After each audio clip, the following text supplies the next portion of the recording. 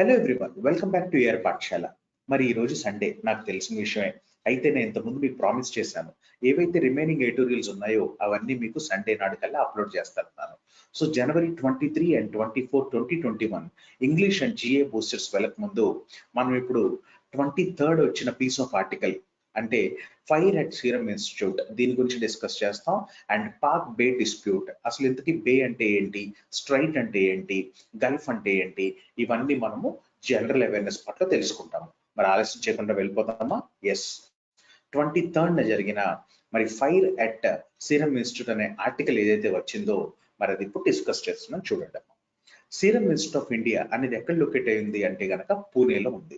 ఇది మ్యానుఫ్యాక్చర్ చేస్తున్న ఇమ్యునోబయాలజిక్ ఏంటి అంటే ఇమ్యునోబయాలజిక్ ఎలిమెంట్ ఏంటంటే మరి కోవిషీల్డ్. మరి భారత్ బయోటెక్ ఏ మ్యానుఫ్యాక్చర్ చేసింది అంటే గనక మరి అది ఏంటంటే అది కోవాక్సిన్. సో ఈ ఏదైతే ఏ సంస్థ మ్యానుఫ్యాక్చర్ చేసిందో అక్కడ కొంచెం ఎగ్జామ్స్ లో కేర్ఫుల్గా ఉంటే మనకు మంచిగా ఉంటుంది. ఇంతకీ వ్యాక్సిన్స్ అంటే ఏంటి, టైప్స్ ఏముంటాయి, ఇవి మన ఇమ్యూనిటీ ఎలా పెంచుతాయి, ఇంతకు ముందు నేను ఎడిటోర్లో డిస్కస్ చేశాను. అసలు వ్యాక్సిన్ అంటే ఏంటనేది ఇప్పుడు టైప్స్ చూద్దాం. ఓకే, వ్యాక్సిన్ అంటే suspension of micro organisms that induces antibody production to protect against disease. ఇంకా అర్థమైతే చెప్తాను చూడండి. ఇక్కడ ఒక మనిషి ఉన్నాడు, అవునా? వీడికి ఇమ్యూనిటీ పెరగాలంటే ఏం చేయాలి అంటే వీడి బాడీలో ఏవైతే విలన్ ఎంటర్ అవుతున్నాయో, అంటే విలన్స్ అంటే యాంటీజెన్స్ అన్నమాట. ఓకేనా, మనం యాంటీబాడీస్ ని ప్రొడ్యూస్ చేస్తాం అన్నట్టు. ఓకేనా, సో యాంటీబాడీస్ అంటే హీరోస్, సింపుల్ కాన్సెప్ట్ అంతే. అంటే సస్పెన్షన్ ఆఫ్ మైక్రో ఆర్గానిజమ్స్, మరి ముళ్ళుతోనే తీయాలన్నట్టు మైక్రో ఆర్గానిజమ్స్ సస్పెండ్ చేసి యాంటీబాడీని ప్రొడ్యూస్ చేస్తాం అన్నమాట. దేనికి విరుద్ధంగా? యాంటీజెన్ కి విరుద్ధంగా. దాంతో పాటు ఏమవుతుందంటే మనకి ఇమ్యూనిటీ అనేది ఇంక్రీజ్ అవుతుంది అన్నట్టు. ఇండ్యూస్ అంటే ఏంటంటే పెంచడం. సో టైప్స్ ఆఫ్ వ్యాక్సిన్ ఏంటంటే హోల్ ఏజెంట్ వ్యాక్సిన్ ఒకటి, సబ్ యూనిట్ వ్యాక్సిన్ ఒకటి. అసలు హోల్ ఏజెంట్ వ్యాక్సిన్ అంటే ఏంటి చెప్తాను చూడండి. Whole non virulent micro organism, మొత్తం మైక్రో ఆర్గానిజం మొత్తం తీసుకొని ఏదైతే మీకు డిసీజ్ కాజ్ చేస్తుందో అదంతా తీసుకొని దాని నుంచి వ్యాక్సిన్ తయారు చేస్తాడు. అందుకనే దీనికి హోల్ ఏజెంట్ వ్యాక్సిన్ అన్నాడు. దీంట్లో మళ్ళీ రెండు రకాలు, ఒకటి ఇన్యాక్టివేటెడ్, ఇంకోటి అటెన్యువేటెడ్. అటెన్యువేటెడ్ అంటే ఇంగ్లీష్ లో మీకు దీని రూట్ వర్డ్ చూస్తే 10 అంటే కనుక తగ్గించడం లేకపోతే దగ్గరికి రావడం, అంటే వీకెన్ అనమాట. ఒక దాని యొక్క పెర్ఫార్మెన్స్ దాన్ని బాగా వీకెన్ చేయడాన్ని అటెన్యువేషన్ అంటాం. To weaken something, attenuation. Okay, అయితే ఇప్పుడు దీంట్లో అంటే హోల్ ఏజెంట్ వ్యాక్సిన్ లో రెండు రకాలు. ఒకటేమో కిల్డ్ అంటే ఇనాక్టివ్, మొత్తం మైక్రో ఆర్గానిజం ని కిల్ చేసి మనకి అడ్మినిస్టర్ చేస్తారు. ఇంకోటి ఏంటి, దాన్ని వీకెన్ చేస్తారు అంతే. అంటే దానికి కొంచెం పార్షియల్ గా దాని యాక్షన్ ఉంటుంది. So inactivated or killed vaccine యొక్క ఫంక్షన్ ఏంటో చూద్దాం. Micro organism killed using formalin and present no risk of getting the disease. So formalin అనే ఒక కెమికల్ యూజ్ చేసి ఆ మైక్రో ఆర్గానిజమ్స్ ని హతమారుస్తారు అనమాట. ఓకేనా, దాన్ని ఇన్యాక్టివేటెడ్ ఆర్ కిల్డ్ వ్యాక్సిన్ అంటాం. బెస్ట్ ఎగ్జాంపుల్ ఏంటంటే రేబీస్ వ్యాక్సిన్. ఇది యూపీఎస్సీలో చాలాసార్లు అడిగింది అనమాట. వ్యాక్సిన్ లో ఇన్యాక్టివేటెడ్ దానికి ఎగ్జాంపుల్ ఏంటంటే రేబీస్ వ్యాక్సిన్. అండ్ నెక్స్ట్ అటెన్యువేటెడ్ ఏంటి అంటే మరి దాని యొక్క పర్ఫార్మెన్స్ వీక్ చేస్తారని మీకు చెప్పేశాను. No booster shot required. Booster shot అంటే ఏంటండి, మళ్ళీ రిపీటెడ్ షాట్స్ అవసరం లేదు దీనికి. ఓకేనా అండి. నెక్స్ట్ ఎగ్జాంపుల్ ఎంఎంఆర్ వ్యాక్సిన్, దీనికి అటెన్యువేటెడ్ కి. Okay, and next subunit vaccine అంటే part of microorganism or product of microorganism. ఇక్కడ ఏమవుతుందంటే మొత్తం మైక్రో ఆర్గానిజం అంతా ఏదైనా కిల్ చేస్తున్నాము లేకపోతే వీకెండ్ చేస్తున్నాము. దీంట్లో ఏంటంటే ఓన్లీ పార్ట్ ఇస్తున్నాం, అందుకనే దీన్ని సబ్ యూనిట్ వ్యాక్సిన్. సబ్ అంటే కొంచెం. So use adjuvants that increase effectiveness of the vaccine. Adjuvants are not part of the pathogen. Example, detergent or dead non-pathogenic bacteria. దీంట్లో కొన్ని ఎడిటివ్స్ యాడ్ చేస్తాం. ఎడిటివ్స్ ని మనం adjuvants అంటాం. adjuvants, యాడ్ అంటే to add something. So ఇవేంటంటే usual గా detergents కూడా కలుపుతారు. Safer than attenuated vaccine, no risk of getting the disease అనేది రావడం చాలా కష్టం. Example hepatitis B vaccine. Hepatitis B vaccine మరి ఇక్కడ చూస్తే సబ్ యూనిట్ వ్యాక్సిన్. మరి ఇక్కడ మీరు చూస్తే కనుక attenuated MMR vaccine and inactivated or killed vaccine అంటే ర్యాబీస్ వ్యాక్సిన్. మీకు ఎగ్జామ్ ఏమొస్తుందంటే టైప్స్ ఆఫ్ వ్యాక్సిన్ ఇస్తాడు. ర్యాబీస్ వ్యాక్సిన్ ఇన్యాక్టివేటెడ్ అని పెడతారు, MMR vaccine attenuated, and hepatitis B subunit vaccine. Simple answers. What is what అనేది మీకు neat గా crystal clear గా చెప్పేసినారు. And now fire warning. ఇప్పుడు ఆర్టికల్లోకి వెళ్ళిపోదాం. ద సీరం ఇన్స్టిట్యూట్ బ్లేజ్ అంటే మంట అన్నమాట. మంట ఆర్ ఇంగ్లీష్ లో ఫైర్ అనొచ్చు. The Serum Institute blaze highlights the need for zero tolerance safety protocols.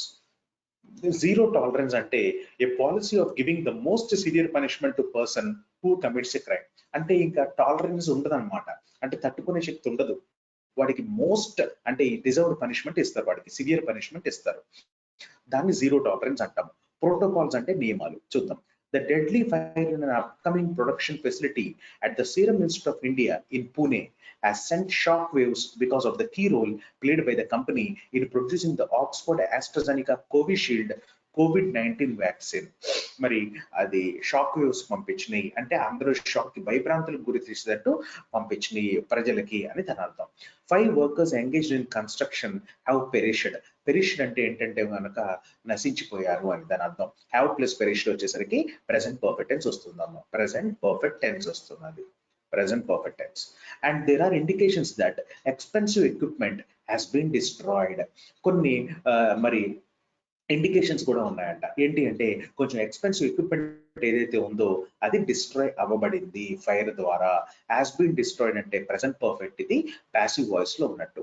There is understandable concern about the accident at the SII building అంటే Serum Institute of India building which is located away from the Covishield unit as the company reputedly అంటే ఇక్కడ Adobe కింద use చేసిండు దీన్ని, అంటే దీని అర్థం పేరు మోసిన. The world's biggest vaccine manufacturer is now an institution of global importance. It is scheduled to deliver several 100 million doses of Covishield to a host of countries. మరి కొన్ని మిలియన్స్ ఆఫ్ డోసెస్ అది ప్రొడ్యూస్ చేయాల్సిన టైంలో ఇలా అవడం అనేది చాలా దురదృష్టకరం. ఇంక్లూడింగ్ లెస్ అఫ్లూయెంట్ నేషన్స్ అంటే తక్కువ రిచ్, అఫ్లూయెంట్ అంటే బాగా వెల్దీ ఆర్ రిచ్ ఆర్ బాగా ధనికమైన అని, ధనికమైన అఫ్లూయెంట్ అంటామమ్మా. ఓకే, మరి చూద్దాం. Depending on the COVAX initiative led by హూ, world health organization, to protect their populations and move towards normality. మరి కోవిషీల్డ్ అనేది ఎవరైతే అంత స్తోమత లేదో ఏ కంట్రీస్ కి వాళ్ళకు కూడా యూజ్ అయ్యేలాగా మరి మ్యానుఫ్యాక్చర్ చేసి ఎక్స్పోర్ట్ చేయాల్సిన టైంలో ఇలాంటిది జరిగింది. Okay, and such a position of indispensability for the Pune facility in the war against the pandemic casts upon India. Cast upon అంటే ఏంటి అంటే కనుక ఎక్స్పెల్ విత్ వైలెన్స్. మరి దీని అర్థం చూసినట్లయితే ఇక్కడ అంటే ఏదో ఒకటి పెద్ద ఆర్భాటంతో లేకపోతే వైలెన్స్ తో అల్లరితో మరి బయటికి రావడాన్ని క్యాస్ట్ అపాన్ అంటాం. మరి ఇక్కడ చూస్తుంటే ఇండిస్పెన్సిబిలిటీ అంటే ఆవశ్యకత, ఏంటంటే అది ఆవశ్యకత. ఇక్కడ రాశాను చూడండి. సచ్ పొజిషన్ ఆఫ్ ఇండిస్పెన్సిబిలిటీ అంటే ఆవశ్యకత ఫర్ ద పూణే మరి industry or facility or factory in the war against the pandemic cast upon India. అంటే ఇండియాకి మరి ఇది చూస్తుంటే it is expelling with violence అంటే ఇది ఒక అల్లరి వాళ్ళు చేసే ఒక పని కింద తయారవడం జరిగింది. Maharashtra and SII the responsibility of ring fencing vaccine. ఏంటంటే రింగ్ ఫెన్సింగ్. రింగ్ ఫెన్సింగ్ అంటే ఏంటంటారా, to put restrictions. For example ఇది ఒక రింగ్ అండి, ఫెన్సింగ్ అంటే బౌండరీ అంటే రెస్ట్రిక్షన్స్ పెట్టేశాము. అంటే the responsibility of ring fencing vaccine production against all threats including the one that normally gets low importance in India, which is fire safety. The initial assessment indicates that ante examination indicates that Thursday's blaze ante fire may have been triggered by flammable materials. ఏమండి flammable అన్నా inflammable అన్నా రెండు ఒకటే, రెండు కాలేవి దాని అర్థం. Inflammable అంటే కాలనిది అని అనుకోకండి ఎప్పుడూను. Okay, the initial assessment indicates that Thursday's blaze అంటే fire may have been triggered. మళ్ళీ ప్రెసెంట్ పర్ఫెక్ట్ ప్యాసివ్ వాయిస్ లెక్కడం జరిగింది. Have been plus V3 triggered by flammable materials set afire. Afire అంటే ఆన్ ఫైర్. ఫైర్ స్లీప్ అన్నా ఒకటే, afire అన్నా fire అన్నా ఒకటే. By sparks generated during construction work. Trapping and asphyxiating workers. మరి వర్కర్స్ ఆస్ఫిక్సియేట్ అవడం జరిగింది. ఆస్ఫిక్సియేట్ అంటే ఇది ఒక బయలాజికల్ టర్మ్ అండి. అంటే మీరు ఎప్పుడైతే సరిగ్గా బ్రీత్ చేయలేరో, సరిగ్గా ఊపిరి పీల్చలేరో దాన్ని ఆస్ఫిక్సియేటింగ్ కండిషన్ అంటాము. It is welcome that the company has offered a solatium. Solatium అంటే కంపెన్సేషన్ అమ్మ, కంపెన్సేషన్ అంటే మనం ఓదార్పు అంటాం. Okay, to the families of the victims who included migrants from Uttar Pradesh and Bihar. But the bigger task is to convince the world that critical vaccine supplies are not jeopardized. Jeopardized ante threatened anamata. Jeopardized. Bunch beautiful words ఉన్నాయండి మీకు ఇవాళ. By lax safety protocols. Lax అంటే careless or liberal అంటే సరిగ్గా పట్టించుకొని. The storage and transport of vaccines which are time and temperature sensitive అంటే టైంకిను temperature రెండు సెన్సిటివ్ అనమాట, సున్నితంగా ఉంటుంది వ్యవహరిస్తుంది. Pharmaceutical products require special care. మరి ఫార్మస్యూటికల్ ప్రొడక్ట్స్ ఏవైతే temperature sensitive and time sensitive ఉంటాయో మరి స్పెషల్ కేర్ రిక్వైర్మెంట్ ఎంతైనా అవసరం. And COVID-19 has come as a wake-up call to governments to overcome supply bottlenecks. Bottleneck అంటే ఏంటంటే ఫర్ ఎగ్జాంపుల్ ఇది ఒక బాటిల్ అండి, ఇది ఒక బాటిల్. ఈ బాటిల్ కి నెక్ ఉంటుంది చూసిరా, మరి ఎక్కడ ఫ్రీగా ఉందంటే లోపల ఫ్రీ ఉంది కానీ పైన అంతా చాలా సన్నగా నేరోగా రెస్ట్రిక్టెడ్ గా ఉంది. సో ఎక్కడైతే మనకి రెస్ట్రిక్షన్స్ ఉన్నాయో దాన్ని మనం బాటిల్ నెక్ అంటాం అన్నట్టు. So COVID-19 has come as a wake-up call to governments to overcome supply congestions and capacity constraints అన్న restrictions అన్న ఒకటి. Even the creation of new vaccine plants అంటే ఇక్కడ ఫ్యాక్టరీస్. మనం ప్లాంట్స్ అంటే మొక్కలు అనుకోవచ్చు, సంస్థలను కూడా అనుకోవచ్చు. To meet future needs would be entirely justified కూడా ఇక్కడ మనకి ప్యాసివ్ వాయిస్ లో ఇవ్వడం జరిగింది. ఎందుకంటే would be plus V3 entirely అనేది యాడ్వర్బ్ విత్ ది స్క్రాంబుల్ అంటే పాకులాట for approved vaccines and inability to produce enough for all countries. హూ డైరెక్టర్ జనరల్ అంటే World health Organization director general Tedros Adhanom, పేరు కొంచెం వెరైటీగా ఉంటుందండి, గెబ్రియేసస్ want that bilateral deals were threatening the smooth rollout అంటే ఏదైనా ప్రోడక్ట్ ఫస్ట్ టైం మార్కెట్ లోకి వచ్చేటని rollout అంటాం ఆఫ్ ద కోవాక్స్ ఇనిషియేటివ్. అంటే ఇక్కడ చూస్తే హూ డైరెక్టర్ జనరల్ కూడా మరి వార్న్ చేశారు ఏంటంటే బైలాటరల్ డీల్స్ ఏవైతే ఉన్నాయంటే ఒక కంట్రీ ఇంకో కంట్రీ ద్వైపాక్షిక మరి ఒప్పందాలు ఏవైతే ఉన్నాయో they are threatening the smooth rollout of the COVAX initiative. మరి రోల్అవుట్ అంటే కనుక to make the vaccine available అనమాట. మరి ఏవైతే ద్వైపాక్షిక ఒప్పందాలు ఉన్నాయో దానివల్ల ఏమవుతుందంటే ఆ హర్రీనెస్ తో అందరూ తొందరగా మ్యానుఫ్యాక్చర్ చేయడం, సరిగ్గా లూప్ హోల్స్ చెక్ చేసుకోకుండా మ్యానుఫ్యాక్చర్ చేయడం, అవన్నీ చేస్తుంటే ఏమవుతుందంటే చాలా ఇంప్రాపర్ గా మరి యూసేజ్ అనేది జరుగుతుందని ఆయన చెప్తున్నాడు అనమాట. ఓకే, అంటే స్మూత్ రోల్అవుట్ అనేది జరగట్లేదు. At close to 3 billion doses, it is the Oxford AstraZeneca vaccine that forms the bulk of over 10 billion doses of different vaccines ordered so far. ఇప్పుడు దాకా ఆర్డర్ లో మరి ఫస్ట్ ర్యాంక్ సంపాదించింది AstraZeneca vaccine అనమాట. అది కూడా Oxford AstraZeneca vaccine 10 billion doses అంటమ్మా order. Clearly Indian production is vital to meeting this demand. Vital అంటే కనుక ఇంపార్టెంట్ అని. సో ఇప్పుడు మనం చూస్తుంటే okay, to meeting this demand pharmaceutical production must satisfy precision అంటే ఏంటమ్మా అక్యురసీ అంటే కరెక్ట్ గా చేయడం, quality and safety standards comparable to high technology sectors such as defense and space. ఇక్కడ మీకు ఎస్ఏ రైటింగ్ లో మంచి పాయింట్స్ దొరుకుతున్నాయి చూడండి. ఎస్ఏ రైటింగ్ లో మంచి points. Pharmaceutical production must satisfy accuracy and precision, quality and safety standards comparable to high technology sectors such as defense and space. Defense space మరి safety precision చూసుకుంటే correct గా ఉంటాయి. లేకపోతే ఏమవుతుందండి, ఒక్క మెషిన్ ఫెయిల్ అయితే కొన్ని వేల కోట్ల నష్టం. అలానే ఫార్మస్యూటికల్ ప్రొడక్షన్ కూడా ఇది చాలా ఇంపార్టెంట్. ఎందుకంటే వాడు ఒక వ్యాక్సిన్ అంటే మల్టిపుల్ డోసెస్ కదండి, అదే ఫార్ములా కదా. ఒక్కటి నాశనం అయినా సరే మొత్తం ఆ బ్యాచ్ అంతా వ్యాక్సిన్ బ్యాచ్ అంతా నాశనం అయిపోద్ది, మానవాళికే నష్టం అది. So high standards of fire safety form the core of all manufacturing. Okay, who model guidance for pharma units emphasize అంటే stresses the availability of site security, automatic fire detection systems, mechanical or manual ventilation, sprinkler system అంటే water sprinklers అనమాట, and fire drills among other aspects. అంటే who model guidance ఇచ్చింది అనమాట pharma units కి ఏంటంటే, and ఇవ్వడమే కాకుండా ఇది స్ట్రెస్ చేసింది ఏమైంది చూసుకోండి అని.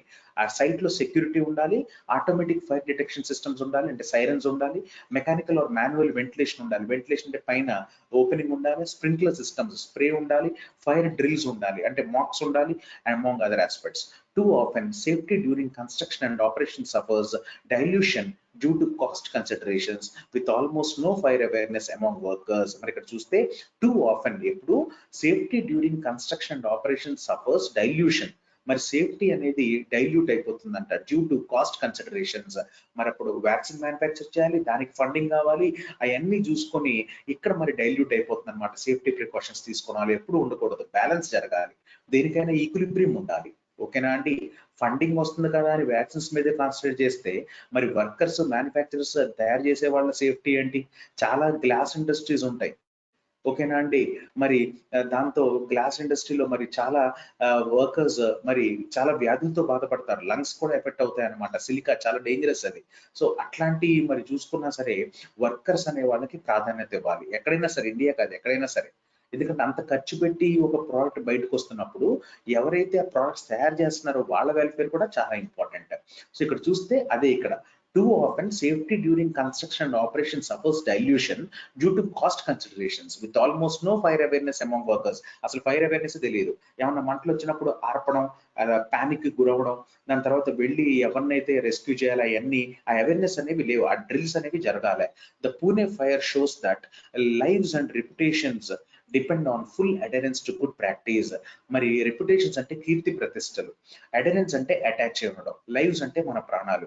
సో పూణే ఫైర్ ట్రాజడీ ఏదైతే ఉందో మన ప్రాణాలు, కీర్తి ప్రతిష్టలు అన్ని దేని మీద డిపెండ్ అయి ఉంటాయంటే మంచి ప్రాక్టీసెస్ చేస్తే అప్పుడే మంచిగా ఉంటది అని. అంతకంటే ఏముంటదండి. సో ఈ ఆర్టికల్ చూస్తే రాయడానికి మటుకు చాలా మంచి యూనో వర్డ్స్ ఉన్నాయి, సెంటెన్సెస్ ఉన్నాయి, వాట్ ఎవర్.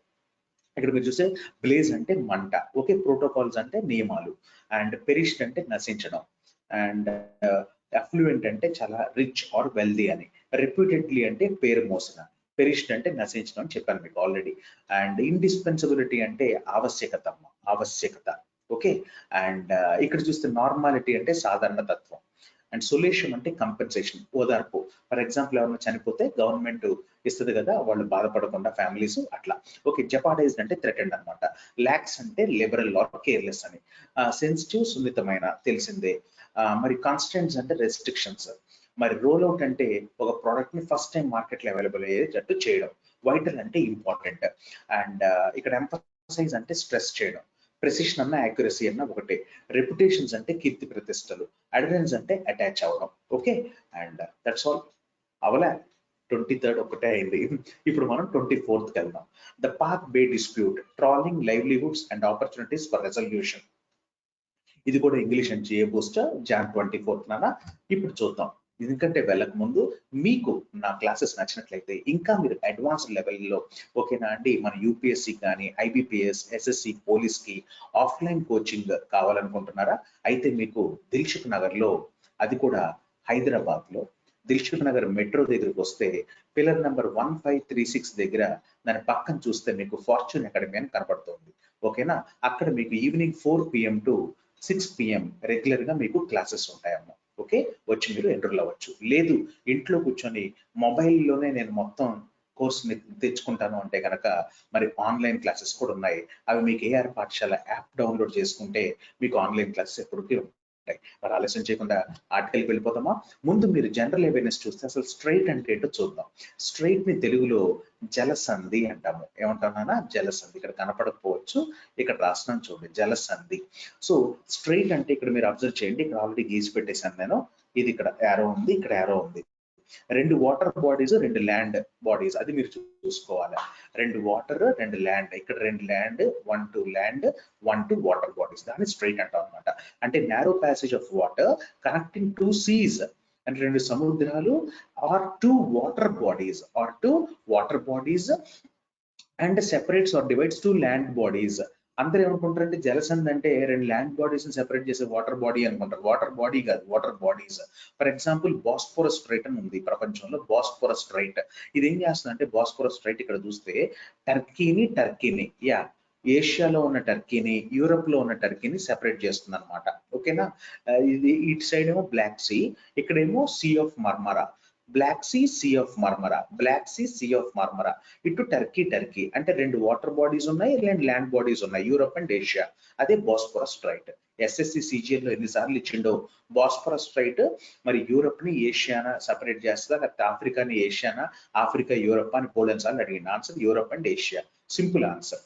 సో స్ట్రైట్ జలసంధి అంటే రెండు వాటర్ బాడీస్, రెండు ల్యాండ్ బాడీస్. నెక్స్ట్ నాన్న ఇస్త్మస్ అంటే ఏంటంటే ల్యాండ్ ఉంది, వాటర్ ఏంటంటారా, ఇక్కడ చూద్దాం. an isthmus is a narrow strip of land. an isthmus ఇక్కడ వైట్ పోర్షన్ ఉంది, క్రీమ్ పోర్షన్, ఇదంతా isthmus అన్నమాట. అంటే narrow piece of land that connects to larger land masses. ఇక్కడ ల్యాండ్ మాస్ ఉంది, ఇక్కడ ల్యాండ్ మాస్ ఉంది, రెండింటిని కలిపేస్తా అనమాట. And and separates two water bodies and separates two water bodies. So Caribbean sea ఉంది ఇక్కడ, నార్త్ పసిఫిక్ ఓషన్ ఇక్కడ ఉంది. ఈ రెండు ఇక్కడ ఉన్నాయి. ఇదేంటమ్మా, ఇది గల్ఫ్, పనామా, ఇస్తమస్. ఏంటంటే అది ఇస్తమస్. సో ఇస్తమస్ చూస్తే రెండు ల్యాండ్ బాడీస్ ని కనెక్ట్ చేయడమే కాకుండా రెండు వాటర్ బాడీస్ ని కూడా మరి సెపరేట్ చేస్తుంది. మరి ఇక్కడ మీరు చూస్తుంటే రెండు ల్యాండ్ బాడీస్ ఉన్నాయా, మధ్యలో వాటర్ ఉంది ఇక్కడ, అది మీరు అబ్జర్వ్ చేయండి. మధ్యలో వాటర్ ఉంది, రెండు ల్యాండ్ బాడీస్ మధ్యలో వాటర్ ఉన్నది. మరి ఇక్కడ అబ్జర్వ్ చేస్తుంటే ఏమవుతుందంటే రెండు ల్యాండ్ బాడీస్ ని ల్యాండే కనెక్ట్ చేస్తుంది వాటర్ బాడీస్ తో సెపరేట్ చేస్తూ. దీన్ని మనం ఇస్తమస్ అంటాం. ఇస్తమస్ చాలా చాలా ఇంపార్టెంట్ నాన్న అది. నెక్స్ట్ బే. ఇప్పుడు మరి పాక్ బే అని వచ్చింది చూసిరా ఆర్టికల్ ఇక్కడ చూస్తే మీరు ద పాక్ బే అని వచ్చింది. ఎందుకు వచ్చింది అనేది చెప్తాను చూడు. A bay is a coastal body of water that is depressed and connects to another main water body. ఇదిగోండి, ఇది కోస్టల్ వాటర్ బాడీ, ఇది ఇంకొక వాటర్ బాడీని కనెక్ట్ చేస్తుంది. చూద్దాం ఇక్కడ. For example bay of Bengal ఉందండి, అండమాన్ సీ ఉంది, ఇక్కడ ఇండియన్ ఓషన్ ఉంది. అంటే వాటర్ బాడీ వేరే వాటర్ బాడీస్ తో కనెక్ట్ అవ్వడం, అది బే అంటే. A bay is a coastal body of water that is depressed and connects to another water body. A bay is a coastal body of water that directly connects to a larger main body of water such as an ocean, a lake or another bay. అంటే ocean కైనా అనొచ్చు, see కైనా అయ్యొచ్చు, వేరే బే అయినా ఏమన్నా ఉంటే connect చేయొచ్చు. అంటే కొంచెం బ్రాడ్గా ఉంటుంది ఇది. ఓకేనా, అది మీరు అబ్జర్వ్ చేయాల్సింది. క్లియర్. అండ్ పాక్ బే ఎక్కడుంది అంటారా, ఇక్కడ ఉంది ఎగ్జాక్ట్ గా. ఓకేనా. సో ఇప్పుడు మనం ఆర్టికల్లోకి వెళ్ళిపోదాం. Troubled waters. వాటర్స్ అంటే వాటర్ కాదు, ఓషన్స్, సీస్, వీటిని మనం వాటర్స్ అంటాం. అంటే ఏదో ప్రాబ్లం అని చెప్తుండేడు. ద పాక్ బే కాన్ఫ్లిక్ట్ అంటే గొడవ. ఈజ్ ఎగ్జాక్టింగ్ అంటే challenging or demanding a high toll అంటే సఫరింగ్ ఆర్ డ్యామేజింగ్ అనమాట. And cries for early resolution. Cries for అంటే నీడ్స్, అంటే ఆవశ్యకత ఉంది అంటే తెలపడం అనమాట. నీడెడ్, కంపల్సరీ అని చెప్పడం. Okay. The tragic death of 4 fishermen from Tamil Nadu, one of them a Sri Lankan Tamil refugee. మరి వలస వెళ్ళిన ఒక మరి తమిళ్ రెఫ్యూజీ ఎవరైతే ఉన్నాడో, లివింగ్ ఇన్ ఇండియా, అలెజెడ్లీ అంటే రిపోర్టెడ్లీ అనమాట. అలెజెడ్లీ. ఓకే. అంటే ఇక్కడ మీకు తెలుగులో కూడా ఇచ్చాను, ఆరోపించబడినట్లుగా. ఓకే. అంటే ఇక్కడ చూస్తే the death of 4 fishermen from Tamil Nadu. ఆ 4 లో ఒకతను ఎవరంటే Sri Lankan Tamil refugee living in India. Sri Lankan Tamil refugee living in India. Allegedly, when the Sri Lankan Navy was about to arrest them last week, Sri Lankan Navy వాళ్ళని arrest చేసే టైంకి మరి వాళ్ళు నలుగురు ఏమైపోయారంటే చనిపోవడం జరిగింది. Is yet another instance of the unresolved fisheries conflict in the Park Bay taking an unacceptable toll of lives. మరి ఇంకా గొడవ అనేది జరుగుతూనే ఉంది పాక్ బే. ఎప్పటి నుంచో జరుగుతుంది ఇది అక్కడ గొడవలు. While fishermen in Tamil Nadu say the 4 were killed in an attack by the Sri Lankan Navy, fishermen ఏం చెప్తున్నారు తమిళనాడు వాళ్ళు అంటే మరి శ్రీలంకన్ నేవీయే వాళ్ళని చంపిందని చెప్తున్నారు. ఓకే. 4 were killed అంటే దీని అర్థం ఇది ప్యాసివ్ వాయిస్ అనమాట. 4 killed కాదు, 4 మంది చంపబడ్డారు అనడాన్ని ప్యాసివ్ వాయిస్ లో ఉపయోగిస్తాం కాబట్టి ఇది పాస్ట్ టెన్స్ లో ప్యాసివ్ వాయిస్ ఇవ్వడం జరిగింది. Okay. Next in attack by the Sri Lankan navy. The letter అంటే ఎవరు అంటే ఇక్కడ Sri Lankan navy maintains that they died when their trawler collided with a naval vessel while trying to avoid being apprehended. మరి శ్రీలంక వాళ్ళు ఏం చెప్తున్నారో తెలుసు, దొంగతలివి యూజ్ చేసి ఇక్కడ. అది నాకు తెలియదు, నాకు అలా అనిపించింది ఇక్కడ చదివితే, ఎవరిని తప్పు పట్టకూడదు అనుకోండి. మరి ద లెటర్ అంటే ఏంటంటే 2 words ఒక సెంటెన్స్ లో 2 words మెయింటైన్ చేసినప్పుడు సెకండ్ వర్డ్ ని మనం ద లెటర్ అంటాం. మరి వాళ్ళు ఏమన్నారంటే మరి తమిళనాడు ట్రాలర్ ఏదైతే ఉందో అది కొలైడ్ అయినది. దేంతో? నేవల్ వెజల్ తో, అంటే నేవల్ షిప్ తో. While trying to avoid being apprehended అంటే వాళ్ళు అరెస్ట్ చేయబడతారేమో అనే భయంతో, ఆ భయంతో ఏమైంది అంటే గనక వాళ్ళ ట్రాలర్ వచ్చి మా శ్రీలంకన్ నేవల్ వెజల్ గుద్దుకొని వాళ్ళు చనిపోయారంట. కానీ తమిళనాడు ఫిషర్మెన్ ఏమంటున్నారు, మమ్మల్ని శ్రీలంకన్ నేవీ వాళ్ళే చంపారు అంటున్నారు. చూద్దాం ఎక్కడ దారి తీస్తుందో ఈ article. India has lodged a strong protest with the Sri Lankan authorities అంటే ఎవరన్నా మరి అఫీషియల్స్ అన్నమాట. మరి ఇండియా అనేది ఏం చేసిందంటే ఒక నిరసన అనేది మరి స్టార్ట్ చేసింది. లాడ్జ్ అంటే స్టార్ట్ చేయడం. Okay. Who have set up a committee to find a permanent solution to the incursions అంటే అన్వాంటెడ్ ఎంట్రన్స్ అంటే చొచ్చుకుపోవడం by Indian fishermen. It was less than a month ago that the 2 countries resumed discussions through their joint working group on fisheries after a 3-year gap. 3 ఏళ్ల తర్వాత మొన్న recent గానే ఒక నెల క్రిందటే వాళ్ళు ఆల్రెడీ టాక్స్ కూడా స్టార్ట్ చేయడం జరిగింది. మరి అంతలోకి మరి ఏమైంది చూద్దాం. India sought the early release of fishermen arrested in Sri Lankan waters. India sought అంటే కోరింది. దీనికి సీక్ అనేది V1 అనమాట. V2 sought అనమాట. V2 sought. So India sought the early release of fishermen arrested in Sri Lankan waters as well as the boats in Sri Lankan custody. మరి boats ని మరి ఇంతకుముందు ఎవరైతే అరెస్ట్ చేయబడ్డారో వాళ్ళని రిలీజ్ చేయాలని చెప్పి శ్రీలంకను కోరింది ఇండియా. శ్రీలంక అండర్ స్కోర్డ్ అంటే నొక్కి నొక్కి చెప్పడం అనమాట. Okay, emphasised. మన కంప్యూటర్లో ఉంటది కదా అండర్ స్కోర్ అని కొడతాం అంటే ఎంఫసైజ్ చేయడం. Sri Lanka under scored the need to curb the illegal fishing which adversely affects the livelihood of its war affected fishermen. మరి శ్రీలంక ఏమన్నదంటే ఇల్లీగల్ ఫిషింగ్ చేస్తున్నారు మీ ఇండియన్స్, మరి అది చాలా దారుణం, దౌర్జన్యం అని చెప్తుంది. When the two sides decided to create a joint working group some years ago, they had agreed that there would be no violence or loss of life in handling of the fishermen and that a hotline would be established between the respective coast guards. మరి ఇంతకుముందు discussions ఏం చేసుకున్నాయంటే ఒక hot line కూడా పెడదాము. Hot line అంటే ఒక phone call కోసం పెడతారు చూసారు. ఎవరైనా ఎక్కడ ఇరుక్కుపోయారు అనుకో ఈ దేశం నుంచి ఆ దేశం వరకు ఫోన్ కాల్స్ చేస్తారు రెస్క్యూ చేయడానికి, వాటిని హాట్ లైన్ అంటాం. హాట్ లైన్ అంటే ఫోన్ లైన్ ఫర్ ఎమర్జెన్సీస్ అని. చాలా ఇంపార్టెంట్ వర్డ్, నాకు నచ్చిన వర్డ్ ఇది, hot line. Okay, it is unfortunate that the hotline is yet to be operationalized and deaths continue to occur. Unfortunate thing ఏంటంటే దురదృష్టవశాతం ఇంకా hot lines ఇంకా start అవ్వలేదు. అంటే ఫోన్ కాల్స్ ఫర్ ఎమర్జెన్సీ అనేది ఇంకా స్టార్ట్ కాలేదు, ఫోన్ లైన్స్ కూడా start అవ్వలేదు, కానీ డిస్కషన్ జరిగి చాలా ఏళ్ళు అవుతుంది. అట్లా ఉంది పరిస్థితి. ద హ్యుమానిటేరియన్ అప్రోచ్ అంటే మానవతా దృక్పథం that has been expected to be the cornerstone of the. Cornerstone అంటే ఏంటంటే ఇంపార్టెంట్ క్వాలిటీ, చాలా ఇంపార్టెంట్ క్వాలిటీని కార్నర్ స్టోన్ అంటాం. ఎందుకు అంటే ఫర్ ఎగ్జాంపుల్ మీరు బిల్డింగ్ కట్టిన వాల్ కట్టిన కార్నర్ స్టోన్ అనేది చాలా ఇంపార్టెంట్. ఇది కనుక కూలిపోతే మెల్లిగా ఇదంతా కూలిపోతూ స్టార్ట్ అవుతూ ఉంటది. ఫిజిక్స్ అమ్మాయిది అంటే ఆ కార్నర్ స్టోన్ ని ఇంపార్టెంట్ ఆస్పెక్ట్ అట్లా లింక్ చేసిండో చూడండి. The humanitarian approach that has been expected to be the cornerstone of the approach to this conflict has not always been discernible. Discernible అంటే గుర్తించదగినది అని. The plan to wean away అంటే ఏంటమ్మా అది? To force someone to the gradual withdrawal from some action. For example, నువ్వు ఉన్నావు, నువ్వు పని చేయడం నాకు ఇష్టం లేదు, చేద్దంతే అని చెప్పి నిన్ను చేయకుండా ఉంచడాన్ని వీనింగ్ అవే అంటాం. The plan to wean away Tamil Nadu fishermen from the tendency to exploit the remaining fishery resource on the Sri Lankan side by replacing the trawlers with deep sea fishing vessels has not really taken off. ఇంకా మరి ఈ plan అనేది కూడా మరి Tamil Nadu fishermen ని అవి exploit చేయొద్దు, మరి శ్రీలంకన్ వాటర్స్ దగ్గర అంటే సముద్రం దగ్గర ఏవైతే రిసోర్స్ ఉన్నాయో అవన్నీ ఎక్స్ప్లాయిట్ చేయొద్దు అని చెప్పి మరి వాళ్ళకి ఏమంటారు దాన్ని ఫోర్స్ చేయడం కానీ వాళ్ళకి వార్నింగ్ ఇవ్వడం కానీ ఇంకా ఏం జరగలేకుండా జరిగింది, అంటే జరగలేదు అని. అటెంప్ట్స్ టు ఫోర్జ్ అంటే ఏంటంటే టు బిల్డప్ అనమాట, అంటే ఒకటి కట్టడం లేకపోతే ఒకటి నిర్మించడం.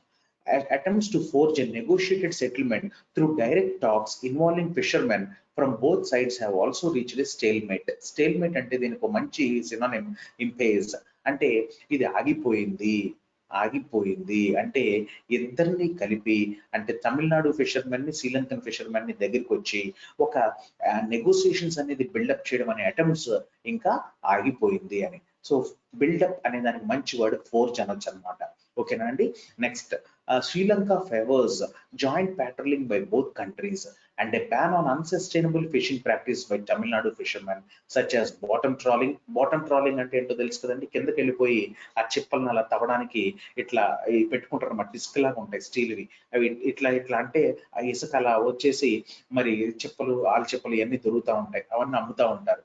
But the later want a lengthy phase out period. Phase out period అంటే ఏంటమ్మా మరి అంటే to stop using something gradually, మెల్లిగా ఏదో ఒకటి యూజ్ చేయడం వదిలేయడాన్ని ఫేజింగ్ అవుట్ అంటాం. Political leaders in Tamil Nadu rarely acknowledge that the state's fishermen contribute immensely to the problem by crossing territorial waters. Political leaders support చేస్తూ వచ్చారు. ఇక్కడ దీని అర్థం అదే కదా, political leaders in Tamil Nadu rarely acknowledge that the state's fishermen contribute immensely to the problem by crossing territorial waters. వాళ్ళు అలా చేయరు అని చెప్పి వాళ్ళు సపోర్ట్ చేస్తున్నారు. Nor is there any sufficient recognition that the incursion into the Sri Lankan waters is driven by trawler owners who force their core employees to do so, who then get killed or arrested, leading to the festering conflict. Festering అంటే ఏంటంటే కుళ్ళిపోయిన ఓకేనా offensive అని. So far there has not been enough political resolve to end this conflict. ఇప్పుడు దాకా ఈ గొడవ ఆపడానికి పొలిటికల్ స్టెప్ అనేది ఇప్పుడు దాకా తీసుకోలేదు. పొలిటికల్ రిజాల్వ్ అనేది ఇక్కడ నౌన్ కింద వాడిండు, పొలిటికల్ అనేది ఎడ్జెక్టివ్ అనమాట, ఎడ్జెక్టివ్. అండ్ ఇంకోటి సో ఫార్ వచ్చినప్పుడు మనకి ఇక్కడ ప్రెసెంట్ పర్ఫెక్ట్ రావాలని చెప్తున్నాను, అందుకనే హ్యాస్ వచ్చింది, బీన్ వచ్చింది, V3 బీన్ ఇక్కడ అయిపోయా. ఏ కాంప్రిహెన్సివ్ సొల్యూషన్ అంటే బ్రాడ్ అంటే విస్తీర్ణమైన solution, one that would severely curtail unauthorised fishing and help in an orderly sharing of and sustainable use of resources by fishermen from both sides is long overdue. అంటే overdue అంటే behind schedule, అంటే ఇంకా జరగట్లేదు అని దాని అర్థం. అంటే స్థిరమైన యూసేజ్ కోసం, అంటే రిసోర్సెస్ ఏవైతే ఉన్నాయో ఫిషర్మెన్ కి అవి స్థిరంగా యూజ్ చేయాలి అనేది ఒక అగ్రిమెంట్ అనేది ఇప్పుడు దాకా మరి పెండింగ్ లోనే పడిపోయింది. దీనికి ఏంటంటే పొలిటికల్ ఇన్వాల్వ్మెంట్ కూడా కావాలి, ఎందుకంటే శ్రీలంకన్ సైడ్ ఇటు తమిళనాడు సైడ్ ఇద్దరు కూర్చొని నెగోసియేషన్స్ అనేవి రావాలి. ఓకే, ఎందుకంటే ఫిషింగ్ అనేది చాలా పెద్ద ట్రేడ్ అండి ప్రపంచంలోనే. ఈ ఫిషింగ్ మీద ఆధారపడుతూ చాలా మంది లైవ్స్ ఉన్నాయి, ఎటు సైడ్ ఉన్నాయి, తమిళనాడులో ఉన్నాయి, శ్రీలంకలో ఉన్నాయి. అంటే పాక్ బేలో ఇదంతా జరుగుతుంది, ఎందుకంటే పాక్ బే ఎక్కడి నుంచి ఎక్కడ కనెక్ట్ చేస్తుంది, ఆబ్వియస్లీ తమిళనాడు నుంచి శ్రీలంక కనెక్ట్ చేస్తోంది. ఫైన్. అయితే ఇక్కడ మీరు నేర్చుకున్నది ఏంటి అంటే, మరి ఎప్పుడైనా కాన్ఫ్లిక్ట్ వచ్చినప్పుడు కానీ ఏమన్నా వచ్చినప్పుడు కానీ నెగోసియేషన్స్ అనేవి ఇంపార్టెంట్.